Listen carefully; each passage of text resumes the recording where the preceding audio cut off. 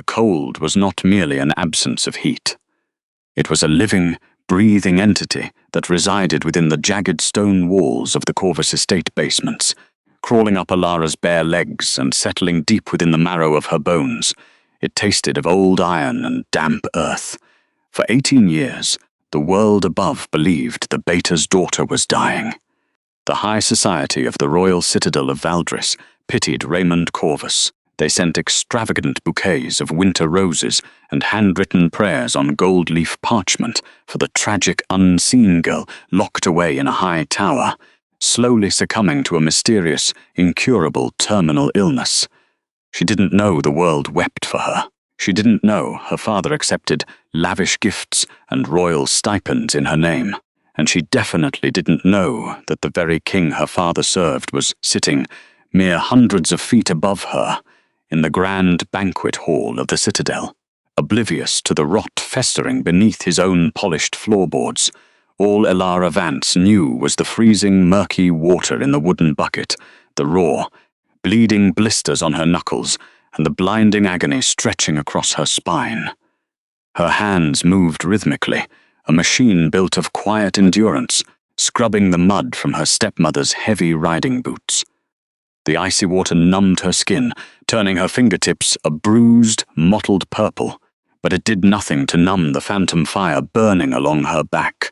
The scars, they were a lattice of raised, silver-laced flesh, a permanent, brutal record of her father's cruelty. Raymond Corvus did not just keep her hidden, he kept her broken. Whenever her inner wolf fought to surface, whenever her eyes flashed with the latent power of her true bloodline, Raymond would descend into the dark. He would bring the silvered obsidian blade. It was an ancient, dark ceremonial dagger, dripping with toxic magic. He used it to carve the strength right out of her flesh. Every precise cut drove the poisonous silver directly into her nervous system, forcing her wolf into a state of paralyzed agony, caging the beast within her own mind. The silver poison was a constant, low-grade fever that made her limbs heavy and her breaths shallow. It kept her weak, it kept her silent, it ensured she could never fight back, never challenge his authority, and never reveal the true depths of her hidden bloodline. Footsteps echoed on the stone stairs. Elara froze. Her heart hammered against her ribs, but her face remained a blank, empty mask. She bowed her head, dropping her gaze to the damp stones. She kept her chin tucked down and her spine straight. Sybil Corvus descended into the basement like a venomous queen gracing a dungeon, followed closely by Raymond. They were dressed for the king's midnight banquet. Sybil wore a gown of crimson silk that rustled like dry leaves, her throat dripping with diamonds. The nauseatingly sweet scent of jasmine and powdered pearls rolled off her, clashing violently with the metallic tang of blood and damp earth in the cellar. Raymond stood slightly behind his wife, his tailored black suit immaculate, his silver hair brushed to perfection. The loyal, grieving Beta. Still scrubbing, little rat? Sybil's voice was dipped in poisoned honey.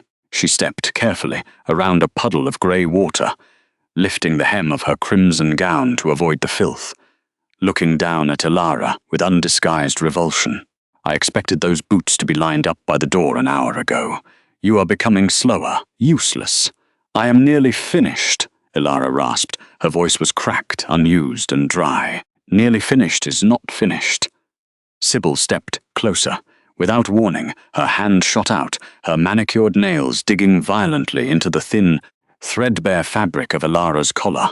Sybil yanked upward. The cheap linen ripped. The violent motion tore open the scab of a fresh silver wound on Elara's upper shoulder. A blinding flash of white-hot pain exploded behind Elara's eyes. Hot blood trickled down her freezing skin, tracing a morbid path over her collarbone. She did not scream. Elara swallowed the sound, biting the inside of her cheek until she tasted copper. No crying, no pleading, no begging. That was the absolute rule of her survival. Begging only made Sybil smile. Begging made Raymond reach into his coat for the poisoned ceremonial dagger. She simply endured, her jaw locked, her breathing shallow and controlled. Her hands remained steady over the muddy boots, refusing to show them the satisfaction of her breaking. Raymond checked his ornate pocket watch, his expression utterly bored by the violence unfolding at his feet. He did not look at his daughter. He looked past her. "Leave it, Sybil! The king expects us at the high table. We cannot be late for King Joshua's toast." Sybil released Alara with a disgusted scoff, wiping her fingers on a lace handkerchief as if she had touched a corpse. "Clean this mess. And then go to the main citadel kitchens. The head chef complained of grease on the lower hearths. You will scrub them until my reflection shines in the brick. Do not let anyone see you." "Yes," Elara whispered to the floor. The heavy oak door slammed shut at the top of the stairs, plunging the basement back into oppressive silence. Elara knelt there for a long time, the freezing water seeping through her torn dress, her blood mixing with the soap suds. A soft scrape of wood broke the quiet. Maeve Finch slipped through the side servant's entrance, a flickering candle in one hand and a wrapped piece of stale bread in the other. Maeve was a sympathetic kitchen maid in the royal citadel, an older woman with tired, gentle eyes who risked her own life and position to smuggle scraps to the ghost living in the Corvus cellar. The citadel guards would flog her if they caught her, but Maeve had a heart that the harsh winter of Valdris could not freeze. "Oh, goddess child," Maeve breathed, rushing forward and kneeling in the freezing dampness. She set the bread down and reached out, her hands trembling as she saw the fresh blood soaking Elara's torn collar. "They are monsters, absolute monsters. I am fine, Maeve," Elara said quietly, forcing herself to stand. Her legs shook, the silver poison acting like lead weights in her veins. "I have to go to the citadel kitchens," Sybil ordered it. "At this hour? The banquet is raging above," Maeve said, wrapping her own thin shawl around Elara's trembling shoulders. "But perhaps it is for the best. The lower kitchens are entirely empty. The fires are dying down, but the hearths are still radiating heat. It will be warmer than this icebox. Go, scrub the stones. I will keep watch." The journey from the Corvus estate basement to the lower levels of the royal citadel was a blur of shadows and sharp winter drafts. Elara moved like a phantom through the hidden servant corridors. The stone steps were jagged and covered in a thin, treacherous layer of frost. Each step she took with her bare feet left faint, invisible smudges of dampness on the marble, but she was too numb to feel the cuts forming on her soles. The wind howled through the narrow vents of the citadel's lower levels, a bitter, biting gale that sliced through her thin, torn linen dress like 1,000 tiny knives. The silver poison in her veins reacted aggressively to the cold, turning her blood to sluggish ice. She had to lean her raw, bleeding shoulder against the damp, freezing corridor walls just to keep her balance. The architecture of Valdris was imposing, carved from winter itself, designed to make anyone walking its halls feel insignificant. To Elara, it felt like an endless, sprawling tomb. She kept her head bowed and her spine straight, even as her body threatened to collapse. She counted her breaths. One shallow inhale, one shaking exhale. She survived in the spaces between the pain. When she finally pushed open the heavy iron-wrought doors of the main citadel kitchens, the sheer scale of the room swallowed her.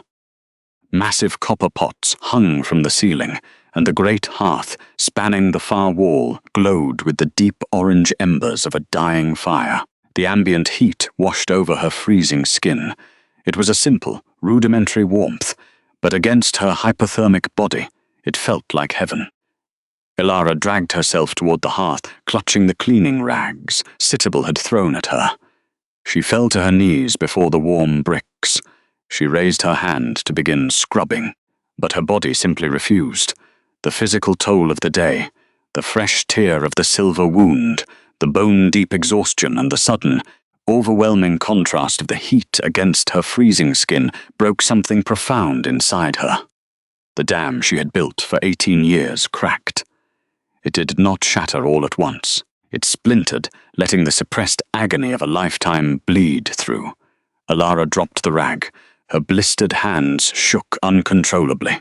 She wrapped her bleeding arms around her ribs, curling inward like a dying autumn leaf, and collapsed against the warm stone of the hearth.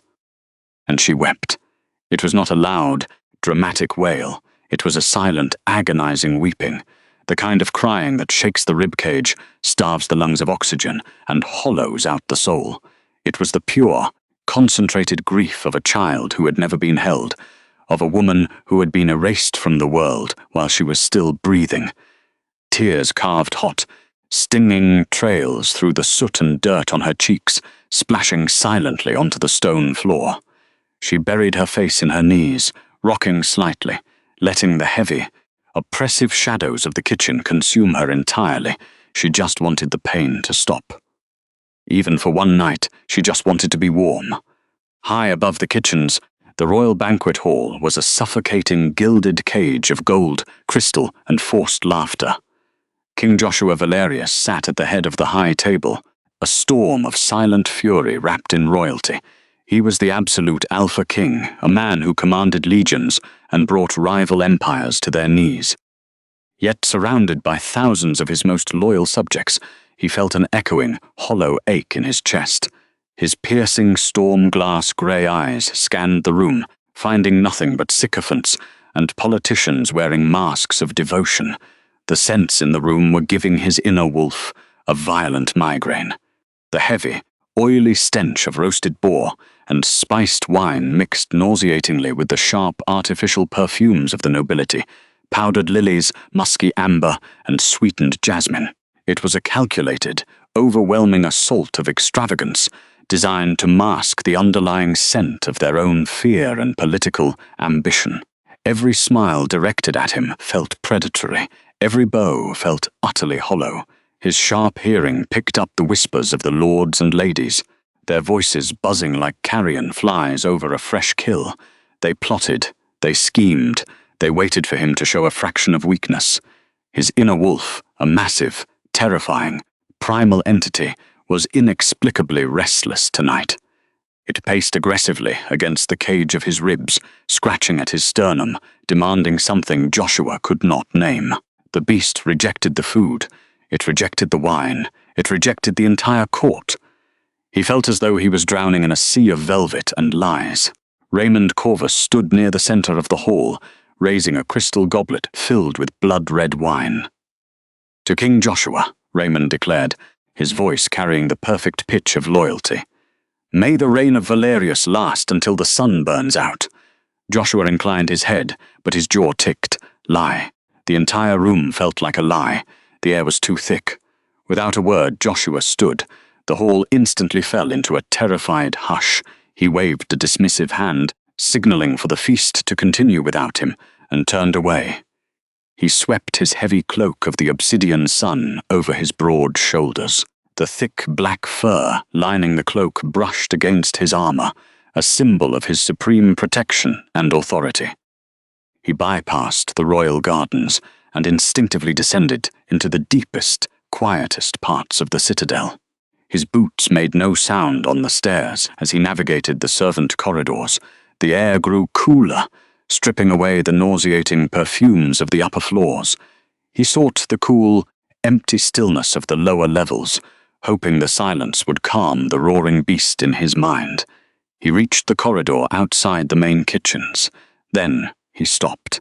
Joshua froze in his tracks. A scent drifted through the heavy oak doors.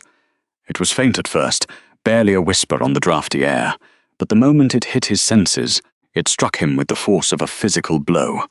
It was not the smell of food, it was ozone, rainwater hitting dry earth, crushed cedar, and underneath it, a sharp, bitter tang that made his lungs seize, distress, agony, salt, blood. The beast inside him exploded. The wolf did not merely awaken. It slammed against his consciousness with a violent, possessive roar that nearly dropped Joshua to his knees. His storm-glass grey eyes flared, bleeding instantly into a terrifying, luminous, molten gold. The word thundered through their bond like a war drum. Mine. Joshua shoved the heavy iron-wrought doors open, stepping into the shadowed expanse of the kitchen. The room was dark, lit only by the dying orange embers of the hearth. At first he saw nothing. Then His enhanced vision locked onto a small, trembling silhouette huddled against the warm bricks. It was a girl in a threadbare grey dress, her silver-white hair tangled and matted, her shoulders shaking with silent, devastating sobs. The Alpha King had caught his beta's daughter crying in the kitchen. He took a step forward. The silver spurs on his boots chimed softly against the stone. The weeping stopped instantly. Elara gasped, scrambling backward like a cornered animal. She pressed her spine flat against the brick wall, pulling her knees to her chest. She did not know it was the king. She only saw the massive, towering silhouette of an alpha, the heavy cloak swallowing the light around him, the pure, suffocating aura of lethal power rolling off his frame. She kept her head bowed. She did not look up. She did not cry out. She squeezed her eyes shut and braced for the blow. "I am sorry," she whispered rapidly, her voice a broken, raspy plea directed at the floor. "I am just finishing the hearth. I was not stealing the fire. I will leave. Please do not call the beta. I will leave." She didn't beg for mercy. She didn't ask to be saved. She only asked not to be seen. Because begging wouldn't have changed the outcome. Joshua felt the breath leave his lungs as if he had been struck by a battering ram. The space between them seemed to vanish as he stared down at the trembling, broken girl, the ancient magic of the fated mate bond fully ignited. It was not a metaphor. It was a physical, violent collision of souls. The golden thread bond materialized in his vision, a blinding river of liquid silver and gold that snapped into place between his chest and hers, glowing with the intensity of a dying star. The temperature in the freezing kitchen spiked instantly, the air turning scorching hot as the bond recognized its missing half. His pulse roared in his ears, a frantic, triumphant rhythm that chased the cold from the room. His mate. The moon goddess had finally given him his mate, and she was cowering on a kitchen floor, wearing literal rags, apologizing for breathing the warm air. Joshua's hands shook. The most feared Alpha King in a century, a man who had waded through rivers of blood without flinching, dropped to his knees on the hard stone floor. The impact of his armor against the brick echoed through the silence. He reached out, his massive, calloused hand hovering inches from her trembling shoulder, terrified that if he touched her she might shatter into dust. "Look at me," Joshua breathed. His voice was a low, rough rasp completely devoid of its usual royal command. It was the voice of a starving man seeing water after wandering a desert. Elara flinched away from the sound. As she twisted her body to press deeper into the shadows, the torn collar of her dress slipped further down her shoulder. The ambient light of the hearth hit her bare back. Joshua stopped breathing. There, etched across the delicate, porcelain skin of her spine, was a horrifying network of thick, raised, silver-laced scars. The flesh was mutilated, carved up, with methodical, agonizing precision. The wounds were a permanent, brutal map of pure malice. They glowed faintly with the toxic residue of the cursed artifact, the dark magic actively suppressing her life force right in front of his eyes. Fresh, dark blood was weeping from the newly torn flesh at her shoulder, staining the white linen of her dress. The truth hit him with the force of an avalanche, the rare silver-white hair, the scent of rain and earth. This was Raymond Corvus's daughter, the dying girl the entire kingdom had been praying for. She wasn't sick. She had been systematically tortured, starved, and hidden in the dark by his own beta, living as a slave in the bowels of his own castle. He had broken bread with Raymond Corvus. He had allowed the man to sit at his council table and govern his territories, while Raymond's own daughter was locked in the dark, bleeding out onto the freezing stones. Joshua had built a kingdom on the promise of justice, yet the most horrific injustice had been festering beneath his own boots. The realization of his own blindness was a physical agony that tore at his throat. The truth about her scars destroyed him. The Alpha King's heart physically broke open in his chest, the sound ringing in his ears like shattered glass. A hollow, devastating grief washed over him. immediately followed by a wave of protective fury so violent, so blindingly dark, it caused the remaining glass jars on the kitchen shelves to crack and explode from the pressure of his aura. The shadows in the room warped and twisted around his frame, mirroring the unleashed wrath of his inner wolf. "Who?" Joshua snarled, his voice dropping to a demonic, vibrating growl that shook the very foundations of the citadel. His molten gold eyes locked onto the scars, tears of pure, homicidal rage pricking his vision. "Who did this to you?" The echo of his growl was a physical force. It rattled the heavy copper pots hanging above the hearth and sent a violent tremor through the stone floor beneath Elara's bare feet. "Who did this to you?" She did not hear a savior. She did not comprehend the blinding warmth of the golden thread bond that was desperately trying to anchor itself to her battered soul, glowing like a river of liquid silver and molten gold between their chests. Her mind, fractured by 18 years of relentless conditioning, only registered one absolute truth. An alpha was angry, and when alphas were angry, omegas bled. Elara scrambled backward. Her raw, blistered hands slipped frantically against the soot-stained bricks. The sudden surge of pure adrenaline violently collided with the silver poison sluggishly circulating in her veins, sending a wave of nauseating vertigo crashing through her skull. The towering silhouette of the king blocked the ambient heat. Molten gold eyes burned through the gloom. A crushing, lethal pressure suffocated the air from her lungs. Searing warmth flooded the frozen basement of her chest. An ancient, violent surge of magic her fractured mind couldn't comprehend. Predator, danger.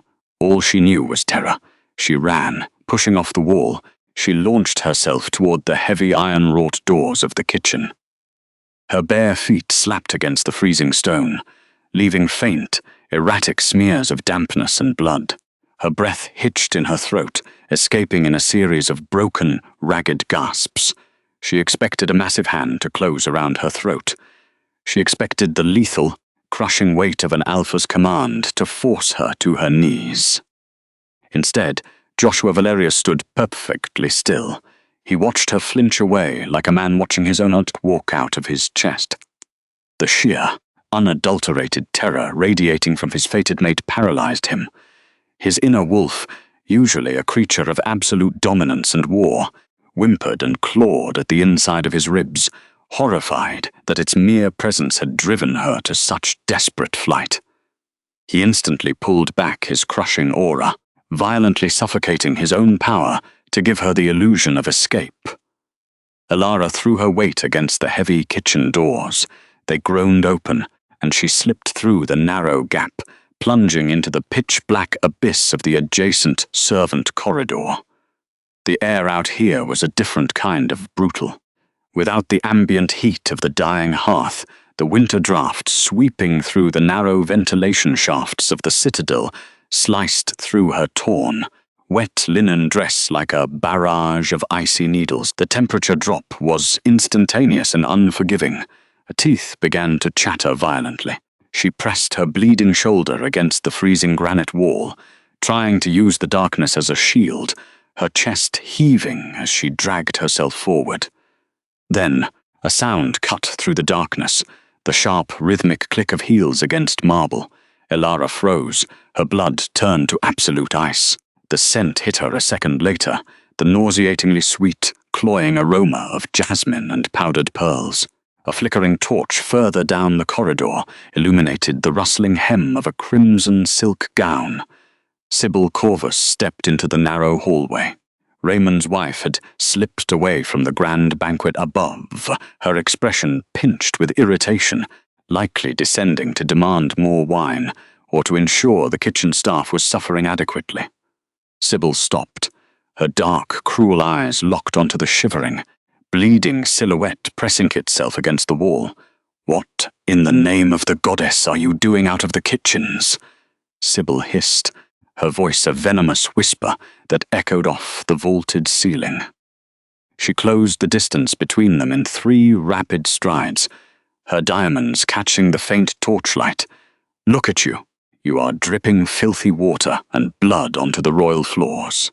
If one of the nobles sees you, if anyone from the upper courts sees Raymond's dead daughter wandering the halls like a feral rat, I will bury you myself. I was working. Alara choked out, her voice a broken rasp. She shrank back, trying to make herself as small as physically possible, pressing her spine so hard against the jagged stone that it bruised her vertebrae. Sybil lunged forward, her manicured hand snapped out, her sharp nails digging viciously into the already torn fabric at Ilara's collar, twisting the material to cut off her air supply. She slammed the girl back against the wall. Ilara's head cracked, sickeningly against the stone. Did you think you could escape? Did you think you could crawl up to the banquet and beg for scraps? Sybil's face twisted into a mask of pure aristocratic malice. The heavy scent of jasmine became suffocating. Raymond was too gentle with you tonight. I told him the poison wasn't enough. When we return to the estate, I will have him bring the silvered obsidian blade. I will have him carve the vocal cords from your throat, so I never have to hear you breathe again. Ilara squeezed her eyes shut. She didn't fight back. She didn't raise her hands to defend herself. She simply waited for the blade. But the blade never came. The temperature in the corridor dropped by 20 degrees in a single heartbeat. The flickering torchlight on the walls suddenly warped, the flames turning a sickly, suffocated blue before being extinguished entirely by a wave of unnatural, dominating pressure. The cloying scent of jasmine was instantly obliterated. It was violently overwritten by the heavy, suffocating scent of ozone, crushed cedar, and the metallic tang of an approaching storm.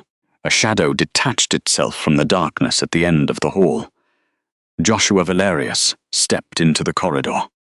He did not walk. He descended upon them like a god of war stepping onto a battlefield. The ambient magic of the citadel reacted to his lethal intent, causing the very stone beneath his silver-spurred boots to crack in microscopic fissures. His storm-glass grey eyes were entirely gone, replaced by a luminous, terrifying molten gold that pierced the darkness like twin suns. Between his chest and Ilara's, their celestial tether pulsed into blinding visibility, a physical river of ancient light that illuminated the horrific scene. Sybil Corvus froze. The malicious sneer on her face dissolved into an expression of absolute, paralyzing horror. Her hand, still twisted in the fabric of Ilara's collar, began to shake violently. She recognized the heavy enchanted royal mantle. She recognized the terrifying mythic aura of the absolute Alpha King. "Remove your hand." Joshua's voice was not a yell, it was a demonic, vibrating whisper that carried the acoustic weight of an earthquake. It bypassed the ears and vibrated directly against the marrow of their bones. Sybil gasped, releasing Ilara as if the fabric had suddenly caught fire. The older woman stumbled backward, her crimson gown tangling around her ankles. Her knees hit the freezing marble with a sharp crack. She pressed her forehead to the floor, her aristocratic arrogance shattering into a million pieces of pathetic, whimpering terror. "My king, Alpha, I was merely disciplining a disobedient servant. She is sick in the head." Silence. The single word severed the air. Sybil's jaws snapped shut with an audible click, her vocal cords physically paralyzed by the sheer, crushing weight of the Alpha command. Joshua didn't even look at the groveling woman. His molten gold eyes were locked entirely on Ilara. Deprived of Sybil's brutal grip holding her upright, Ilara's body simply gave out. The adrenaline crash was absolute. The silver poison, the hypothermia, the fresh blood loss, and the overwhelming, suffocating presence of the king's unleashed aura finally pushed her fragile nervous system past its breaking point. Her knees buckled. Before she could hit the freezing stone, Joshua was there. He moved with a speed that defied his massive frame. He dropped to one knee, catching her lightweight, broken body in his arms. The physical impact of holding her hit him like a physical blow. She weighed absolutely nothing. Through the wet, threadbare linen, he could feel the sharp, unnatural protrusion of every single rib. Her skin was not just cold. It was the terrifying, sluggish temperature of a corpse left in the snow. A primal, devastating whine vibrated in his throat. He reached up, his massive, scarred hands moving with terrifying gentleness, and unclasped the heavy iron brooches at his shoulders. He stripped off the cloak of the obsidian sun. With desperate care, Joshua wrapped the massive, thick black fur around Elara's freezing body, completely swaddling her in its protective weight. The cloak was saturated with his heat, his scent, and his magic. The moment the enchanted fur touched her hypothermic skin, the fateful connection flared violently, pumping a rush of external, desperate warmth directly into her failing heart. "I would rather burn with you than freeze alone." His inner wolf snarled into the bond, pouring every ounce of its vitality into her fragile frame. Elara's head lolled against his armored chest, her eyes fluttered, rolling back in exhaustion. Her blistered fingers twitched, weakly grasping at the edge of the dark fur. "Maeve," she breathed, the single, raspy word barely audible over the roaring of the king's pulse. "Maeve, I have you," Joshua whispered, his voice cracking, burying his face in her wet, matted silver-white hair. He inhaled the faint scent of rain and earth hidden beneath the dirt. "I have you. You are safe." He stood, lifting her into his arms as effortlessly as one might lift a fragile glass doll. He kept her securely tucked against his chest, the heavy black cloak trailing the ground. He finally turned his gaze down to Sybil Corvus, who was still paralyzed on the floor, weeping silently in absolute terror. The king's eyes were devoid of mercy. They were the eyes of an executioner calculating the exact depth of a grave. "Do not move from this spot," he commanded, the dark magic of his voice pinning the woman to the stone. "If you breathe too deeply, I will rip your lungs out through your throat." Joshua turned and carried his mate away into the shadows, leaving Raymond's wife sobbing on the freezing floor. The journey upward through the royal citadel was a surreal, terrifying procession. Joshua Valerius did not take the hidden servant stairs. He did not conceal the broken girl in his arms as if she were a shameful secret. He carried her directly through the grand central corridors, his heavy silver-spurred boots echoing like war drums against the polished marble floors. The physical temperature of the citadel plummeted wherever he walked. The ambient warmth of the decorative torches flickered and died, suffocated by the sheer, apocalyptic rage radiating from his frame. Noblemen in their fine silks and elite royal guards, in full plate armor who had wandered out from the banquet hall, froze in their tracks. The distant, elegant music from the royal festivities seemed to bleed away into a ringing, subserty silence. When they looked upon their sovereign, they did not see a dignified ruler. They saw a primal god of war walking among mortals. His jaw was locked, the muscles in his neck strained to the breaking point, and his eyes burned with a lethal, unrestrained amber fire. When the courtiers noticed the small, blood-stained bundle wrapped completely within the sacred cloak of the obsidian sun, a relic the Alpha King had never permitted another living soul to touch, the realization struck the crowd like a physical blow. They immediately dropped to their knees. Hundreds of powerful wolves, decorated generals, and wealthy aristocrats pressed their faces flat against the freezing marble, terrified to even draw a breath. They did not whisper, they did not move.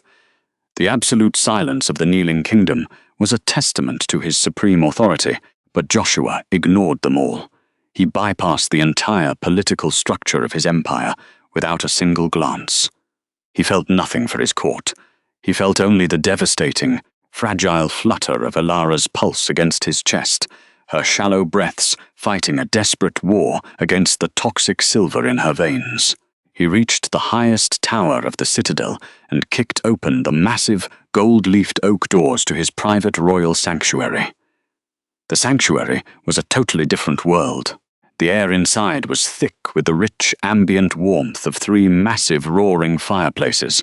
The scent of crushed cedarwood, expensive amber oils, and burning embers filled the lungs, a stark contrast to the icy, suffocating terror of the corridors below. The floors were covered in thick, plush direwolf pelts, and the massive four-poster bed was piled high with layers of heavy velvet and down. It was a fortress of absolute security, a physical manifestation of an alpha's protective instinct. Joshua walked straight to the bed. He knelt beside it, refusing to drop her, and carefully laid Elara down onto the center of the mattress.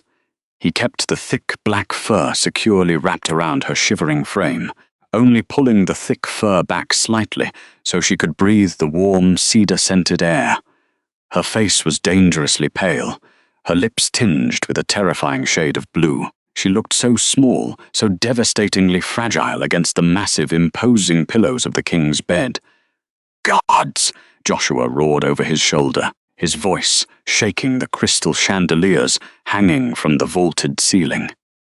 2 elite royal sentinels instantly appeared in the doorway, their weapons lowered, their heads bowed so far, their chins touched their breastplates.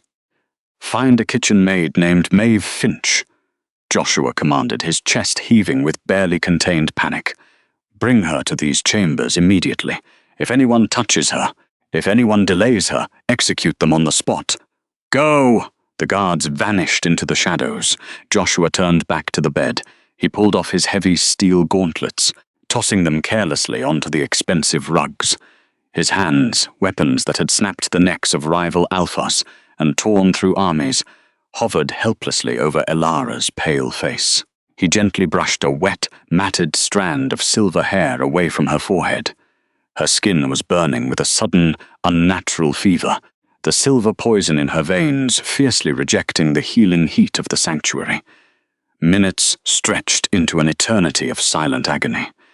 Joshua knelt on the floor beside the bed, his golden eyes tracking every shallow rise and fall of her chest.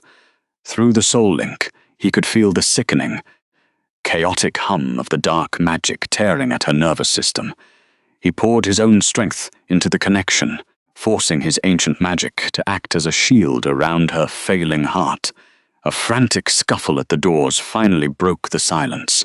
Maeve Finch was practically shoved into the royal chambers by the breathless guards. The older woman was trembling violently, her apron stained with flour and soot.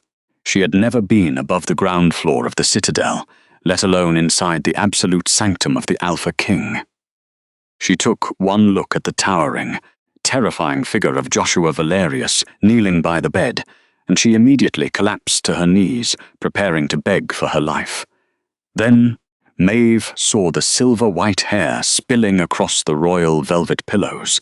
She saw the familiar, threadbare grey fabric peeking out from beneath the thick black fur of the cloak. Her fear of the king vanished. It was entirely overridden by a fierce, protective maternal instinct. "Elara," Maeve gasped. She scrambled up from the floor and rushed to the opposite side of the massive bed, completely ignoring royal protocol. She dropped to her knees beside the mattress, her calloused hands hovering over the shivering girl. Joshua's wolf immediately snarled at the sudden intrusion, a low, territorial rumble vibrating deep in his chest. No one touched the mate. No one came near the mate.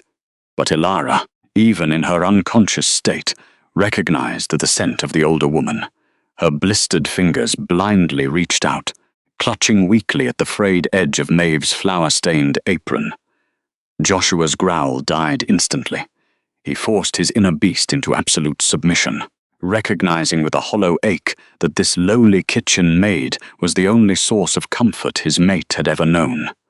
He backed away a single inch, granting the woman space. "What is wrong with her?" Joshua rasped, his voice sounding hollow, broken. "Her skin is freezing, yet she burns with a toxic fever. I saw scars on her back." Maeve's tired eyes filled with hot, bitter tears. She looked up at the terrifying king, her jaw trembling, but she did not look away. "You do not know my king? The whole court speaks of Raymond Corvus's dying daughter. They pray for her fragile lungs." Maeve let out a heartbroken sob. "She is not sick, my king. She is tortured."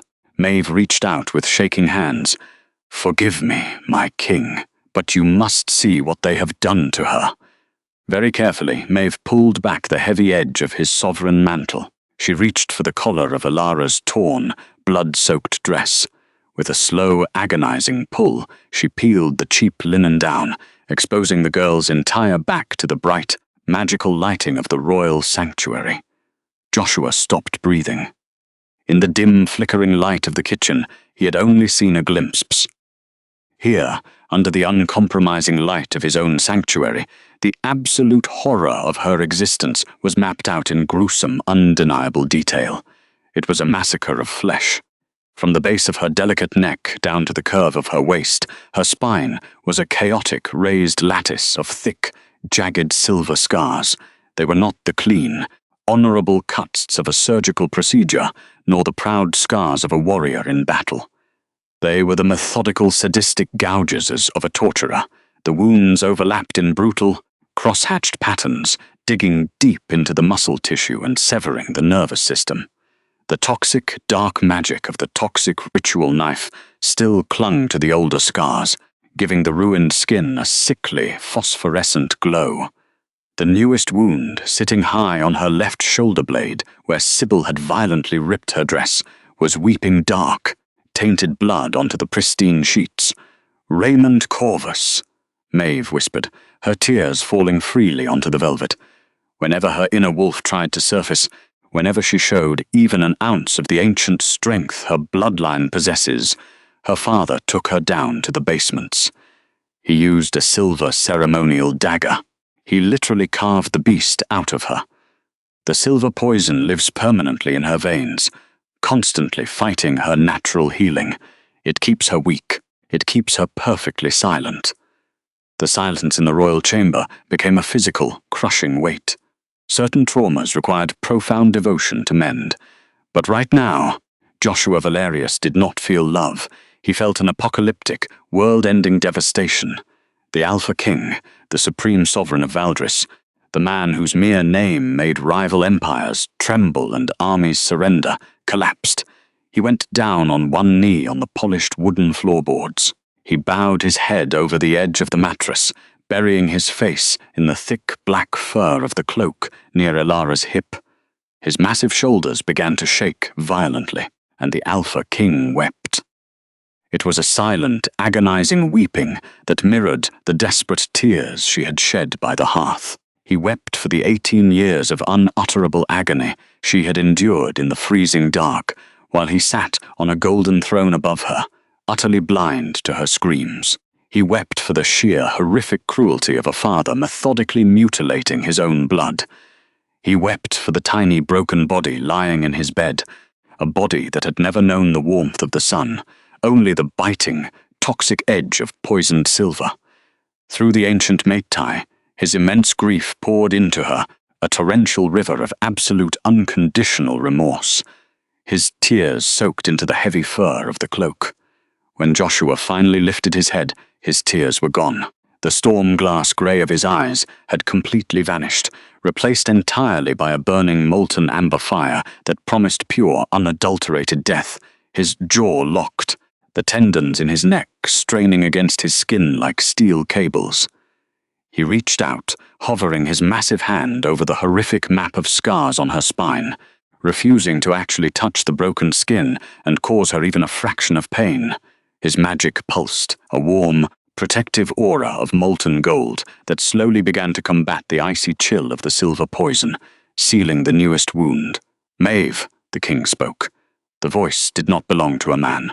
It belonged to a god of vengeance making a blood pact with the universe. "Stay by her side. Do not let the fires die. Do not let anyone enter this room." "Where are you going?" "My king?" Maeve whispered, terrified by the sheer, homicidal stillness radiating from his massive frame. Joshua slowly stood. He did not pick up his steel gauntlets. He didn't need forged weapons for what he was about to do. He looked down at the pale, broken face of his fated mate, etching every single line of her suffering into his permanent memory, letting the sight of her ruin fuel the beast clawing at his chest. "I am going back to the banquet," Joshua said, his voice dropping to a deadly vibrating growl that made the shadows in the room violently snap to attention. "I am going to burn Raymond Corvus's entire world to the ground, and then I am going to make him feel exactly what it is like to freeze in the dark. The heavy oak doors of the royal sanctuary clicked shut, sealing the profound, quiet warmth of the nesting room behind the sovereign. As Joshua Valerius descended the spiraling stone staircases of the highest tower, the frantic, desperate panic of a mate fearing for his bonded's life hardened into something entirely different. It crystallized into a cold, absolute, and calculating executioner's focus. The primal beast that had clawed at his ribs was no longer thrashing in chaotic agony. It had gone perfectly, terrifyingly still, settling deep within his chest, with the singular, lethal intent of a predator that had finally locked onto its prey. The ambient magic of Valdris responded instantly to the shift in his psyche. The ancient protective wards woven into the foundation stones of the citadel began to hum with a violent, vibrating frequency. The air pressure in the corridors plummeted. Frost began to creep across the polished marble walls, not from the winter winds outside, but radiating directly from the apocalyptic aura of the Alpha King. He reached the main landing of the ground floor. 4 elite sentinels clad in heavy silver armor immediately snapped to attention, their spines rigid, sensing the catastrophic shift in their ruler's demeanor. Joshua did not stop walking. His voice, stripped of all emotion, sliced through the quiet corridor like a guillotine blade. Seal the citadel, drop the iron portcullises, lock every outer gate, every servant's exit, and every ventilation grate large enough to fit a rat. No one leaves. If a single soul attempts to cross the threshold of this fortress without my direct spoken permission, you will separate their head from their shoulders. The sentinels did not question the command. They bowed in perfect synchronization, instantly sprinting to execute the lockdown. Moments later, the deafening, metallic screech of massive iron chains echoed through the architecture. The colossal main gates of the fortress slammed shut with a concussive boom that vibrated through the floorboards. The heavy steel barricades dropped into place. Valdris was no longer a palace hosting a midnight banquet. It had just become a maximum security prison. Inside the grand banquet hall, the music faltered. The lively, sycophantic chatter of the nobility slowly died out as the ominous sound of the locking gates reverberated through the crystal chandeliers. Hundreds of aristocrats, generals, and high-ranking pack members exchanged nervous, confused glances. The heavy, oily stench of roasted meats and spiced wine was suddenly overpowered by the sharp, undeniable scent of collective anxiety. Raymond Corvus stood near the center of the high table, swirling a half-empty crystal goblet of blood-red wine. The Beta's tailored black suit remained immaculate, his silver hair perfectly styled. He looked around the room with mild irritation, assuming a minor security breach or a drunken brawl among the lower guards had triggered the protocol.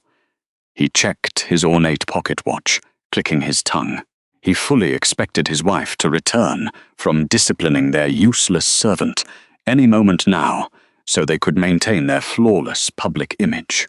The towering double doors of the banquet hall blew open. They did not just swing. The solid wood groaned and splintered at the hinges under the sheer force of the telekinetic pressure pushing them apart. Joshua walked into the room. He was no longer wearing the cloak of the obsidian sun. His broad shoulders were bare to the cold air, his dark battle armor exposed. The absence of the sacred fur immediately sent a shockwave of whispers through the crowd. But it was the terrifying, luminous, molten gold of his eyes that forced the entire room into absolute silence. The temperature in the hall dropped so rapidly that the breath of the nobles plumed into white mist in the air. Raymond set his goblet down on the white linen tablecloth, pasting on his perfectly rehearsed mask of loyal concern. He stepped forward, separating himself from the terrified herd of aristocrats, utilizing the political sovereign immunity granted to his high rank. "My king," the older man said, his voice projecting clearly across the silent hall, dripping with false diplomacy. "The gates have been sealed. Has there been a breach in the outer walls? Give the word, and I shall mobilize the Beta forces immediately to secure the perimeter." Joshua stopped 20 paces away. He looked at the man who had served at his right hand for a decade. He looked at the manicured fingers that had wielded a dark ceremonial dagger against the spine of his fated mate. The king did not yell. He did not snarl. The horrific, suffocating silence of his wrath was infinitely worse. "There is no breach in the walls, Raymond," the sovereign stated, his voice a low, vibrating baritone that resonated in the marrow of every wolf present. "The threat is already inside. The rot is standing directly in front of me." Raymond's polished smile faltered for a fraction of a second, his brow furrowed in genuine confusion. "I do not understand, Alpha. Have I displeased you? My loyalty to the crown is absolute. Pack law dictates that the Betas family—" "Do not invoke pack law to me," Joshua interrupted, the quiet command carrying the weight of a physical blow, forcing Raymond to take an involuntary step backward. "You sit at my council. You drink my wine. You accept the stipends and the pity of this court for a daughter you claim is dying of an incurable illness." A deadly, localized silence fell over the immediate area. The blood drained from the Beta's face. The scent of pure, unadulterated panic finally began to leak through his expensive cologne. "My daughter's tragic condition is a private family matter," Raymond said, his voice tightening, desperately trying to maintain his aristocratic composure. "She is fragile. She is my property to protect and discipline, as I see fit under the ancient rights of the household. If this lockdown is regarding some rumor, I assure you, I will burn the entire kingdom to the ground before I allow that to happen." The king's voice dropped an octave, the sheer, homicidal promise in the words causing the crystal goblets on the tables to crack simultaneously. The sharp sound of shattering glass punctuated the terror in the room. Joshua took a slow, deliberate step forward. His silver-spurred boots clicked against the marble. "She is not your property, she is not sick, and she is certainly not a rumor." The sovereign raised his hand, gesturing toward the shattered doors of the hall. 2 elite sentinels marched into the room, dragging a sobbing, disheveled figure between them. They threw the woman onto the hard marble floor at the king's feet. It was Sybil Corvus. Her crimson silk gown was ruined, her diamond necklaces tangled, her face smeared with mascara, and the sheer, paralyzing terror of a woman who had looked directly into the abyss. She scrambled onto her hands and knees, weeping hysterically, unable to form a coherent sentence under the crushing weight of the Alpha's presence. Raymond stared at his wife, his jaw unhinging. The foundation of his carefully constructed, 18-year lie was disintegrating before his eyes. "Your wife," Joshua continued, his golden eyes fixed on the Beta like a sniper's crosshairs, "was found in the lower corridors. She was attempting to strangle a starving, bleeding girl in a torn grey dress, a girl whose spine is a horrific, mutilated map of thick, raised silver scars." Gasps erupted from the surrounding nobility. The lords and ladies recoiled, the horrific realization of what the king was implying washing over the crowd. The tragedy of the unseen daughter had been the court's favorite subject of pity for years. To hear she was a victim of systematic torture at the hands of their own Beta was a social and political earthquake. Raymond's hands began to shake. His political immunity meant absolutely nothing now. He took a desperate, reckless gamble, trying to salvage his authority. "You have no right to interfere in my bloodline. She is a defective wolf. She possesses a dangerous, erratic mutation that must be suppressed for the safety of this very citadel. I used the silvered obsidian blade to cage the beast within her. I did it for Valdris. I did it for you." Joshua moved faster than the human eye could track. There was no grand duel. There was no political debate. In a fraction of a second, the Alpha King crossed the 20 paces, his massive, scarred hand closing around Raymond's throat. With a brutal, effortless upward motion, he lifted the grown man entirely off the ground. Raymond choked, his polished shoes kicking uselessly in the empty air, his hands frantically clawing at the king's impenetrable, armored grip. The man's face rapidly turned a mottled shade of purple. "You did it for power. Joshua whispered, bringing his face mere inches from the suffocating traitor. The spiritual tether within the king's chest throbbed with a searing heat, demanding absolute retribution for its other half. You recognized her ancient bloodline. You knew her strength would eventually eclipse your own, so you locked her in the dark and carved the life out of her flesh. You kept her weak so you could remain relevant. Joshua tightened his grip just enough to hear the cartilage in the man's airway begin to groan. But you made one fatal miscalculation, Raymond. The sovereign snarled, his breath hot against the dying man's face. The girl you tortured in the shadows. The girl you forced to scrub the filth from your floors. Is my fated mate. The revelation dropped like a live grenade into the silent hall. Complete, stunned paralysis gripped the thousands of onlookers. Sybil wailed louder from the floor, burying her face in her hands. Raymond's eyes bulged, the absolute horror of his catastrophic mistake finally penetrating his arrogance. He had been torturing the true queen of Valdris. With a sickening crack, Joshua violently twisted his wrist, dislocating the man's shoulder before hurling him backward. Raymond crashed through a heavy oak banquet table, splintering the wood and sending silver platters crashing to the floor. The disgraced man lay groaning in a puddle of spilled wine and shattered porcelain, utterly defenseless. Joshua stepped over the wreckage. His heavy boot pinned Raymond's chest to the floor, crushing the air from his lungs. His molten gold eyes burned down into the terrified Beta's face. Seize them both, the king commanded the sentinels, his voice a lethal strike of ice that echoed through the gilded hall. Confiscate his weapons, bind them in heavy iron chains, and lock them in the deepest holding cells of the citadel. At dawn, convene the entire kingdom in the great hall. They will face a public tribunal for high treason. The guards aggressively hauled the screaming Sybil and the incapacitated Raymond out of the hall, dragging them toward the dark dungeons below. Joshua stood amidst the wreckage of the high table, his chest heaving, the molten gold slowly beginning to fade from his eyes back to a storm-glass grey. The containment was swift, but it did not heal the hollow ache in his chest. Chaining the monsters did not unbreak the girl waiting in his bed. He turned his back on the trembling nobility, ignoring their panicked bows, and walked out of the hall, desperate to return to the only thing in the empire that mattered. High above the political carnage, in the absolute fortified silence of the private royal sanctuary, the scent of crushed cedarwood and burning embers was thick and heavy. Ella Vance clawed her way up through layers of dark, chaotic unconsciousness. The transition from sleep to waking was usually accompanied by the biting chill of the basement and the sharp ache of her bruised spine against stone.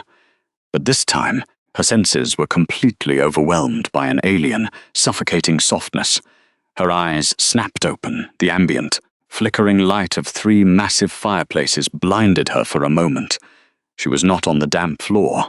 She was drowning in an ocean of plush velvet and heavy, luxurious down. The mattress beneath her was so thick it felt as though she were floating.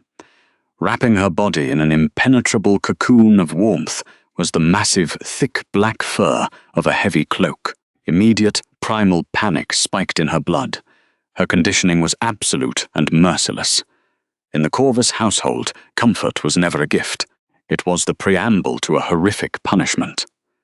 Whenever Sybil had offered her a warm blanket in the dead of winter, it was only so the older woman could return an hour later and drench it in freezing water, laughing as the hypothermia set in, faster due to the contrast. The sudden, overwhelming heat of this room, the scent of expensive amber oils, the sheer extravagance of the bed. It was a trap. It was an elaborate, cruel mechanism designed to make her lower her guard before the vicious lichenbane distended. She had to get out. She had to hide. Elara pushed the heavy fur away, her breath hitching in her throat. She tried to scramble backward across the vast expanse of the mattress. Her raw, blistered hands sank into the soft pillows. Finding no leverage, the silver poison still sluggishly circulated in her veins, making her limbs feel like lead weights. She dragged herself toward the edge of the bed, her torn, blood-stained linen dress twisting around her bruised knees. She reached the edge and tried to stand, but her weakened muscles simply refused to support her. She tumbled off the mattress, hitting the floor with a muted thud. Fortunately, the floorboards were covered in a thick, luxurious dire wolf pelt, softening the impact. She pressed her back against the side of the wooden bed frame, pulling her knees tightly to her chest. She kept her head bowed and her spine straight, her jaw locked tight, preparing for the inevitable strike. The fresh silver wound on her shoulder throbbed in time with her erratic heartbeat, but she forced her breathing to become shallow and silent. She became a ghost in the shadows of the oversized furniture. The heavy gold-leafed doors of the sanctuary slowly opened. The soft click of the latch sounded like a gunshot in the quiet room. Elara squeezed her eyes shut, her bruised hands curling into tight fists into the fur rug. Joshua stepped into the room. He had washed the blood from his armor and face in an adjacent antechamber, desperately trying to scrub away the scent of violence before returning to her. He dismissed Maeve Finch with a quiet nod, allowing the exhausted kitchen maid to rest in the adjoining hall. The king turned his gaze to the massive bed, expecting to see the fragile silhouette of his mate resting safely under his cloak. The bed was empty, the dark fur was pushed aside. His heart stopped. For a terrifying, irrational second, he thought she had vanished. Then his enhanced senses caught the rapid, frantic fluttering of a heartbeat coming from the floor on the far side of the mattress. He caught the sharp, bitter scent of pure adrenaline and fear. Joshua closed his eyes, a fresh wave of devastating sorrow crashing over his soul. The magical resonance pulsed, with a gentle aching warmth in his chest, urging him forward, but he forced himself to move with agonizing slowness. He knew that his sheer physical size, his broad shoulders, and the residual aura of command that naturally clung to him were terrifying to a creature who had only known predators. He walked quietly around the foot of the bed. Elara flinched as the shadow of the massive man fell over her. She pressed herself harder against the wood, her chin tucked firmly against her chest, refusing to look up. "I am awake," she whispered rapidly, her raspy voice trembling violently. "I am out of the bed. I did not ruin the sheets. I did not mean to take the warmth. Please." Her nervous system thrummed with a chaotic, frantic misfire, her shallow breathing catching sharply against her ribs as her frozen skin absorbed the unfamiliar, cedar-scented warmth radiating from the plush rugs. Joshua felt as though a blade had been driven directly into his lungs. The most powerful ruler on the continent, a man who had just dismantled an ancient aristocratic lineage with a single command, looked down at the broken girl and realized that all his armies and all his authority were completely useless here. Power could not heal her. Dominance would only shatter her further. Very slowly, Joshua lowered his massive frame. He did not crouch. He did not sit. He deliberately dropped to his knees on the thick fur rug, placing himself lower than her hunched posture. He placed his large, calloused hands resting openly on his own thighs, palms facing upward, completely exposing his own throat and chest in a universal primal gesture of absolute submission. He surrendered his authority to the bleeding maid. "You did not ruin anything," Joshua spoke. He pitched his deep voice as soft and low as physically possible, stripping away every ounce of the alpha command until it was just a gentle, vibrating rumble. "The warmth in this room belongs to you. The bed belongs to you. You are not in the basement anymore, little one. You are in my personal sanctuary." Elara's breathing remained shallow and erratic. She peeked through the tangled veil of her silver-white hair, her eyes tracking the movement of his hands, waiting for him to reach for a weapon. But his hands remained perfectly still.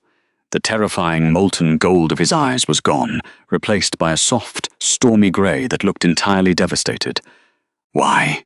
she rasped, the single word forced out of her dry throat. It defied her conditioning to ask a question, but the sheer impossibility of the situation demanded it. Why am I here? I am the Beta's sick daughter. I am defective. You are not defective, Joshua whispered, the conviction in his voice unwavering. He slowly, carefully shifted his weight, closing an inch of the distance between them without encroaching on her immediate space. The sickness was a lie. The poison in your veins was put there by cowards who were terrified of your true strength. And the man who did it, the man who wielded that blade against you, he will never, ever be able to hurt you again. His name has been erased from this earth. Ilara's eyes widened slightly. The concept of Raymond Corvus, the untouchable lord, the architect of her agony, being erased was too massive for her fractured mind to process.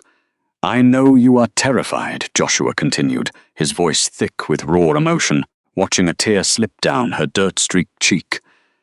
I know every instinct in your body is telling you that this is a trap, that I am going to hurt you. He slowly raised his right hand. Ilara instantly flinched, pulling her shoulders up to guard her neck. Joshua stopped his movement mid-air, holding his hand perfectly still, bridging the space between them but leaving the final few inches empty. He waited. He became an immovable statue of patience.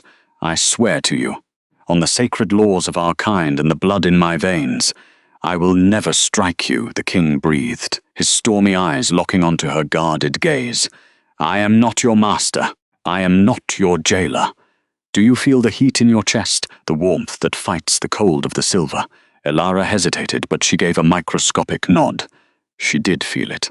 Since the moment he had wrapped her in his dark cloak in the freezing corridor, a strange burning ember had ignited deep within her ribcage, a localized heat that made the shivering less violent. That is the mate bond, Joshua explained softly, letting the ancient truth hang in the cedar-scented air. It means my soul recognizes yours. It means my life is tied to your breath. You are safe here, but I will not force you to believe me. I will sit on this floor for as many days and nights as it takes until you are ready. He kept his massive hand suspended in the space between them, palm up, completely vulnerable. A silent, terrifying invitation to trust. Ilara stared at the scarred, heavily calloused hand of the sovereign. Her mind screamed at her to retreat, to curl back into a tight ball and hide. But the localized heat in her chest throbbed, sending a desperate, instinctive pulse of pure longing through her battered nervous system. For 18 years, she had endured the freezing dark entirely alone. The physical exhaustion of constantly bracing for a blow was dragging her toward the edge of an abyss. With agonizing slowness, driven by a primal instinct that overrode her conditioned fear, Ilara uncurled her bruised, trembling fingers from the fur rug. She reached out. The moment the tips of her raw, blistered fingers brushed against the rough palm of the Alpha King, the golden thread bond ignited with a breathtaking, radiant warmth. The physical sensation was not the violent shock she expected. It was the slow, overwhelming feeling of a freezing body finally sinking into a hot bath. A deep, resonant purr vibrated in Joshua's chest, a sound of absolute, unconditional comfort that vibrated up her arm and settled the chaotic panic in her mind. Joshua did not grab her hand.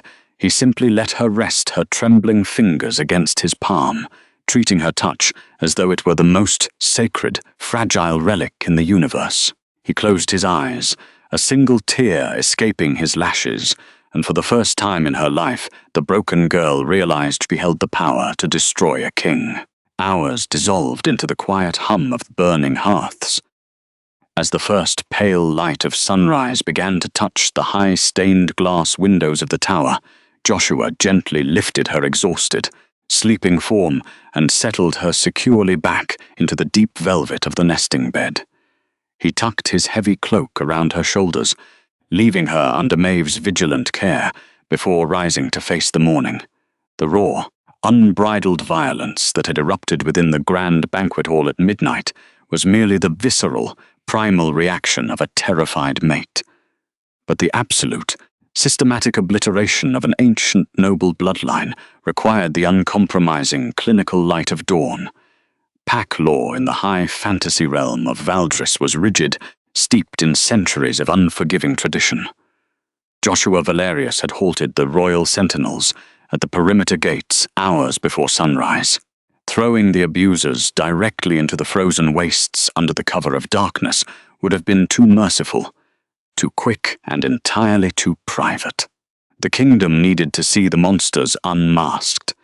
The entire hierarchy needed to witness the true catastrophic cost of treason. The great hall of the citadel was a massive, cavernous expanse, carved directly from the living black bedrock of the mountain. Towering pillars of polished obsidian stretched upward to support a vaulted ceiling lost in the shadows.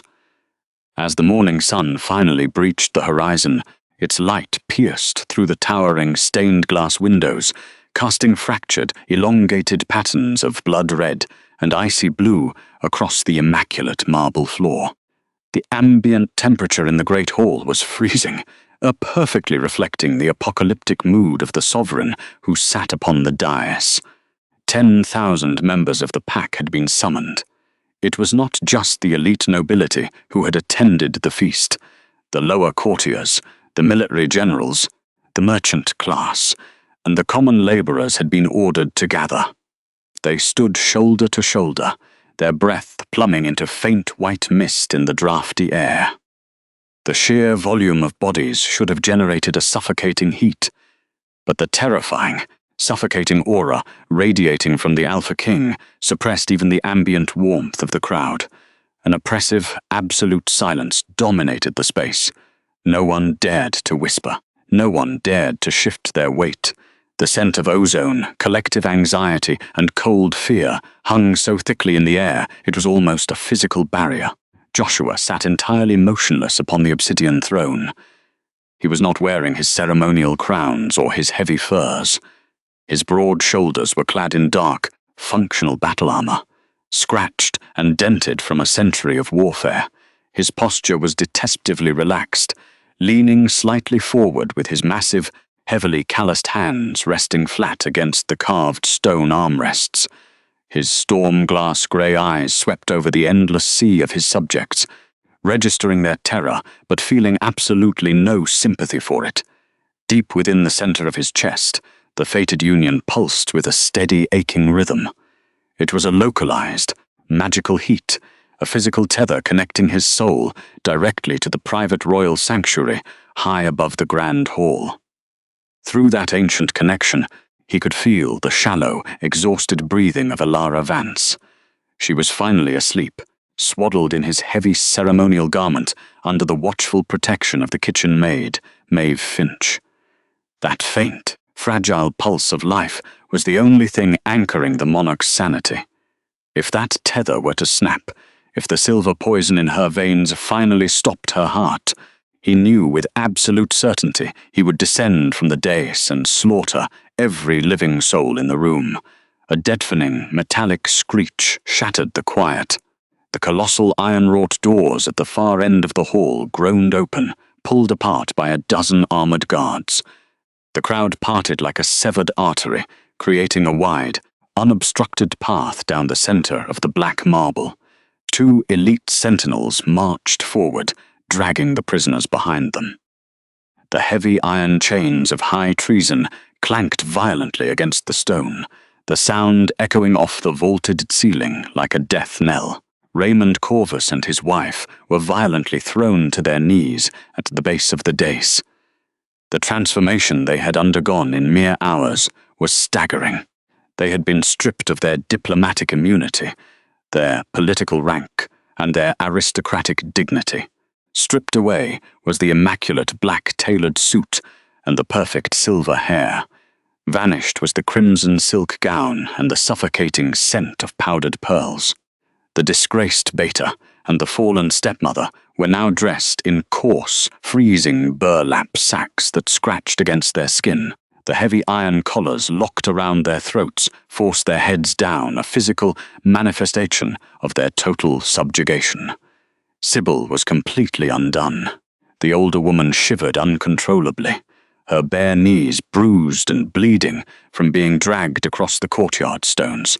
Her dark eyes were wide, darting frantically around the room, searching for a single sympathetic face among the thousands of nobles she had once gossiped with. She found nothing but cold, horrified stares. Ella had endured 18 years of torture in a freezing basement, yet she had kept her face downturned and her spine straight, refusing to break. This former aristocrat, stripped of her wealth for less than a night, was already weeping hysterically, her chest heaving with loud, pathetic sobs that grated against the king's enhanced hearing. The older man beside her attempted to maintain a hollow shell of his former arrogance. He knelt with his shoulders rigid, his jaw clenched, but the erratic, terrifyingly fast pulse hammering in his throat betrayed the absolute panic consuming his mind. He refused to look up at the monarch. Joshua did not immediately speak. He allowed the humiliating, agonizing silence to stretch, forcing the prisoners to drown in the collective judgment of the Empire. When he finally opened his mouth, his voice was a low, vibrating baritone that bypassed the ears and resonated directly against the marrow of their bones. "You stood before my court for a decade," the sovereign began, the acoustic weight of his words commanding absolute stillness. "You drank my wine, you commanded my armies, you accepted the stipends, the pity, and the prayers of this entire kingdom for a daughter you claimed was succumbing to a terminal, incurable illness." A ripple of uncomfortable realization passed through the gathered crowd. The tragic tale of the unseen child had been a cornerstone of the pack's social sympathy. "Present the testimony," the king commanded, raising a single finger. From the shadows behind the throne, the royal chief healer stepped forward. The elderly wolf, draped in the white robes of his sacred profession, moved with a solemn, heavy gait. His eyes, usually filled with gentle compassion, were hardened into chips of clouded ice. He carried a small, crimson velvet cushion in his hands. Resting atop the fabric was the dark, ancient ceremonial dagger confiscated from the beta upon his arrest, the silvered obsidian blade. The healer reached the edge of the dais and turned to face the vast sea of onlookers. He did not need to shout. The architectural acoustics of the room carried his clinical, devastating exposition to the furthest corners of the hall. "As the sworn medical authority of Valdris, I have examined the patient previously known to this court as the dying daughter of the Beta household," the elder announced, his voice steady but laced with unmistakable disgust. "I declare before the ancient laws and this pack that there is no illness. There is no biological defect. There is only a victim of systematic, horrific mutilation." Gasps erupted from the front rows of the nobility. Hands flew to cover mouths. The scent of shock rapidly soured into the distinct, metallic tang of collective horror. The healer gestured to the dark metal on the cushion. For 18 years, the prisoner utilized this artifact, a weapon forged of toxic, dark magic, to repeatedly sever the child's nervous system. A lichen's cellular regeneration is biologically designed to overcome massive physical trauma within minutes. To permanently scar a wolf requires not just a blade, but a sustained chemical suppression of the immune system.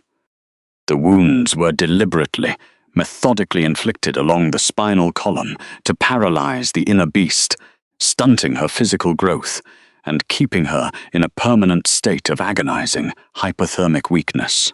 The clinical precision of the description made the reality of the torture infinitely worse than a simple beating. It painted a picture of a calculated, sadistic routine. The aristocrats who had sent lavish bouquets of winter roses to the estate now realized they had been decorating a slaughterhouse. "The cuts," the healer concluded, his voice finally cracking with emotion, "number in the hundreds. They overlap in a cross-hatched pattern of thick, raised silver tissue. It is a miracle of the ancient bloodlines that her heart did not simply stop beating a decade ago." The elder bowed deeply to the throne and retreated into the shadows. The silence that followed was suffocating. The sheer magnitude of the cruelty-defied pack logic. Wolves were fiercely protective creatures by nature. The instinct to guard a pup was hardwired into their DNA. to hear that a high-ranking official had methodically covered up his own flesh and blood fundamentally broke the psychological foundation of the gathered crowd. Raymond suddenly lunged forward against his heavy iron chains, his face twisting into a mask of desperate, cornered panic. The metal links snapped taut, dragging him back to his knees. "She was a danger," he screamed, his voice sore raw. "Her mutation was unstable." She possessed a latent power that would have threatened the very hierarchy of this citadel. "I caged the beast to protect the pack. I did what was necessary to maintain order." The temperature in the great hall plummeted by 20 degrees in a single heartbeat. The stained glass windows rattled violently within their stone frames. The ambient magic of the fortress reacted to the catastrophic spike in the sovereign's wrath, pulling the moisture from the air and coating the marble floors in a sudden, treacherous layer of frost. Joshua's storm-glass grey eyes flared, bleeding instantly into a terrifying luminous molten gold. The king stood up. The physical descent of the massive armoured monarch from the dais was terrifying to witness. He did not walk down the stone steps. He descended like a descending executioner's blade. He stopped mere inches from where the disgraced Beta knelt. He reached out and lifted the silvered obsidian blade from the crimson velvet cushion held by the healer. "You used this blade to cage her," Joshua whispered, his voice vibrating through the cavernous hall. "You did it for power.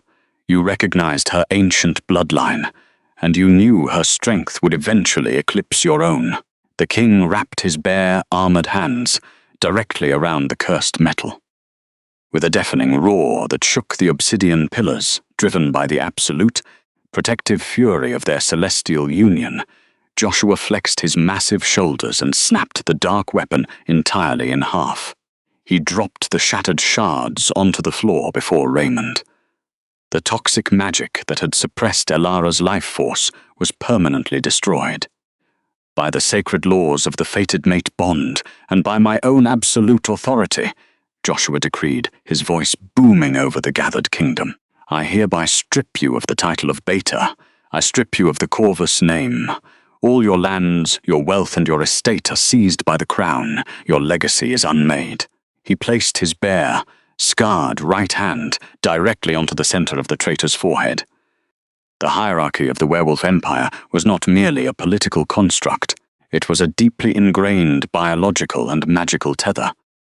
The Alpha served as the central nervous system of the pack's power, channeling strength, speed, and unity through an invisible spiritual network. "By the blood in my veins and the ancient laws of the first wolves," Joshua thundered, "I sever your bond to this pack.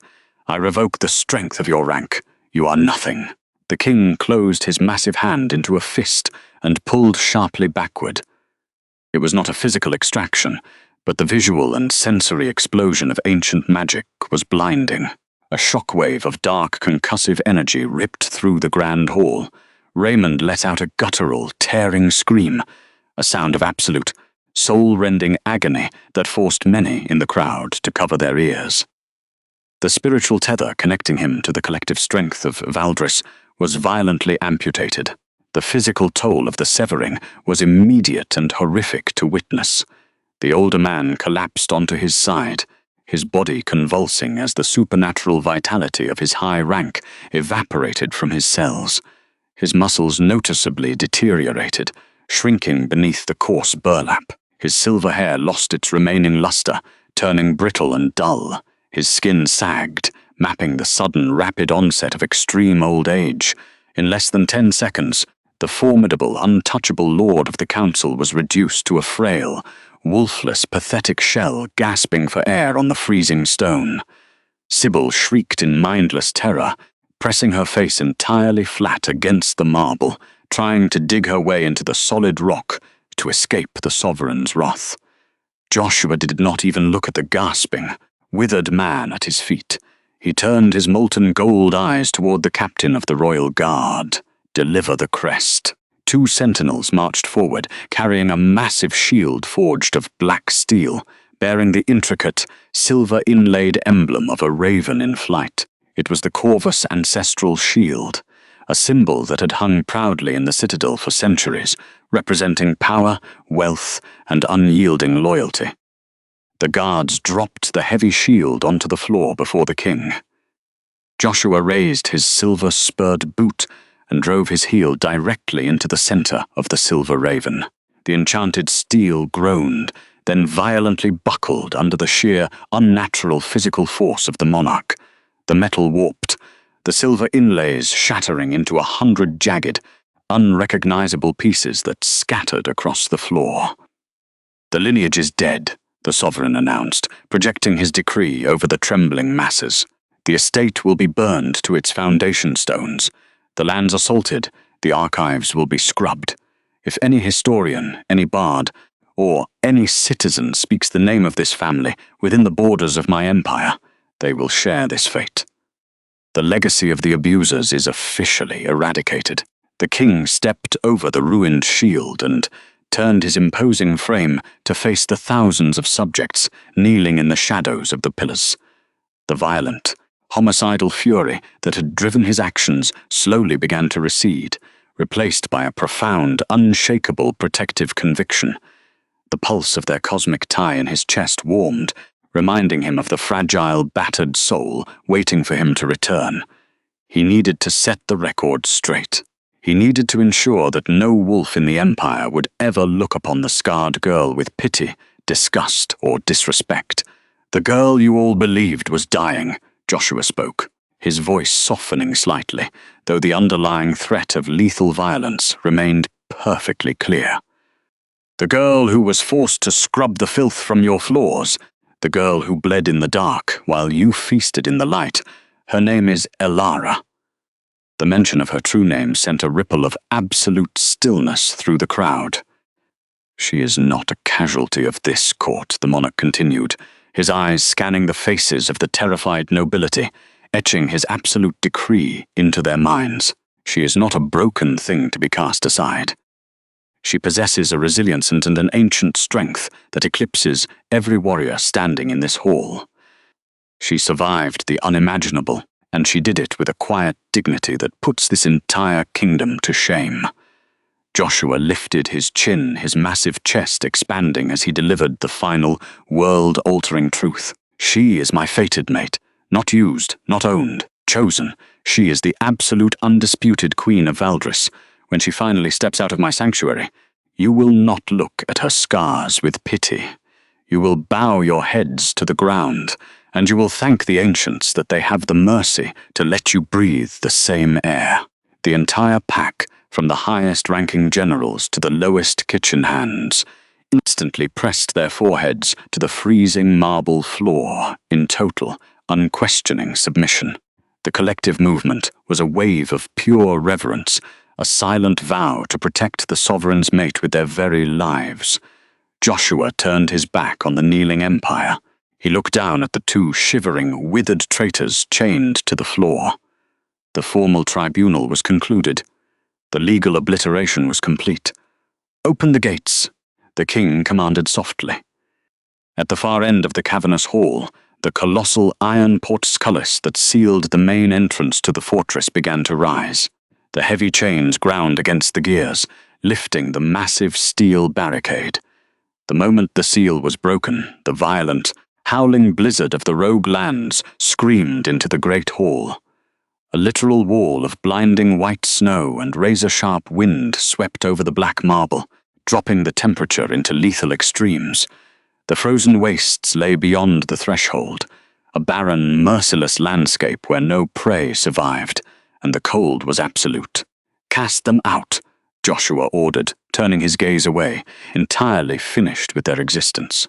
The royal sentinels grabbed the heavy iron chains attached to the prisoners' collars. They did not drag them gently. The guards violently hauled the frail, stripped abusers across the length of the hall. Sybil screamed, her voice tearing as her bare, bruised feet dragged against the freezing stone. Raymond did not make a sound. His eyes were wide, vacant pools of profound, catatonic despair. He had finally realized the true magnitude of his mistake, but his mind had shattered under the weight of it. The guards shoved them violently over the threshold. The two figures tumbled out into the raging white storm, their coarse burlap sacks instantly saturated with freezing snow. They scrambled weakly in the drifts, disoriented and blinded by the gale, the biting wind immediately beginning to shut down their internal organs. With a deafening, concussive boom, the colossal iron portcullis slammed shut, the heavy steel locked into the bedrock, sealing the fortress. The howling of the blizzard was instantly cut off, leaving the cavernous hall in a ringing, absolute silence. The banishment was permanent. Without the warmth of a pack, without the thick fur of an inner wolf, and without the magic of the beta rank, they would not survive the hour. The monsters would finally freeze in the dark. Absolute justice had been delivered. The pack remained kneeling, terrified and awestruck by the sheer, unyielding protective wrath of their leader. But Joshua Valerius did not linger on the dais to bask in their submission. The political theatre was over. The executioner's duty was fulfilled. As he looked at the shattered remains of the silver raven on the floor, the molten gold faded from his eyes, returning to a tired, stormy grey. His massive shoulders slumped slightly under the invisible weight of the crown. Killing the abusers had been the easy part. It required nothing but raw power and absolute authority. But the faint, steady warmth throbbing in his chest reminded him of the true battle that lay ahead, a battle that could not be won with swords, decrees, or intimidation. The Alpha King turned his back on the silent hall and began the long ascent up the spiraling stone staircases. He left his empire behind on their knees, his heart pulling him desperately back to the quiet, cedar-scented nesting room, where a fragile girl with a scarred spine was waiting to learn what it meant to finally be safe. A month passed in the quiet sanctuary, marked by slow, patient healing.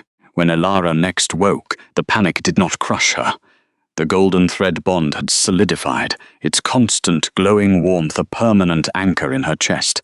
She looked down and saw Joshua kneeling by the bedside. His head was resting on the mattress, his eyes closed in exhaustion, his large, scarred hand gently cradling hers as he slept. She did not flinch. She did not pull away. The silence of the room was no longer terrifying. It was sacred.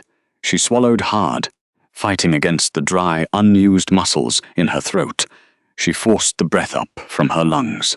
She looked down at the devastatingly powerful man who had torn down a noble house for her scars, and she finally, truly, claimed him back. Joshua. The name cracked through the quiet room, a fragile, raspy whisper. It was barely more than a breath, rough from years of disuse, but to the Alpha King, the word thundered through their bond like a war drum.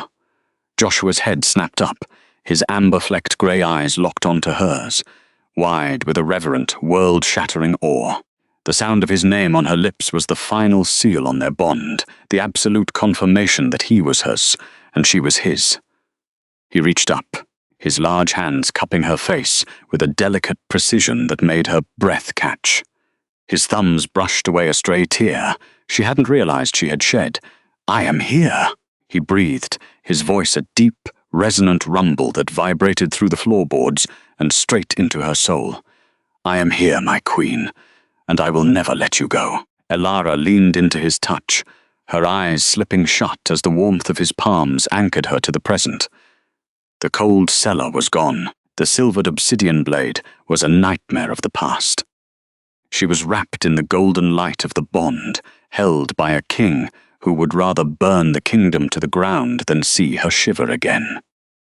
For the first time in her life, Elara Vance let go of her fear and allowed herself to be completely, unashamedly safe. She was home. The bond hummed its eternal truth, weaving their souls together in the quiet sanctuary of the nesting room, long after the fires of retribution had burned to ash outside. The golden thread wove tightly, fiercely, permanently. "Mine," it whispered. "Mine," and for the first time she smiled against the Key King's beating heart, silently answering back. "Yes, yours."